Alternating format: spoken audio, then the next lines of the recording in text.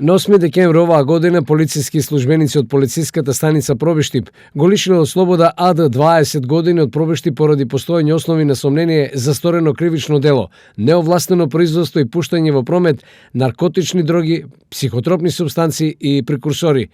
Истиот ден, од страна на полициските службеници од СВР Пробиштип во координација со полициските службеници од Одсекот за недозволена трговија со дрога, оружје и опасни материи во СВР Штип, а по добиена судска наредба извршиле претрес во дом и други простории на две локации во Пробиштип, во кои престојувал АД 20 години од Пробиштип, при што пронајдени и одземени биле марихуана, амфетамин,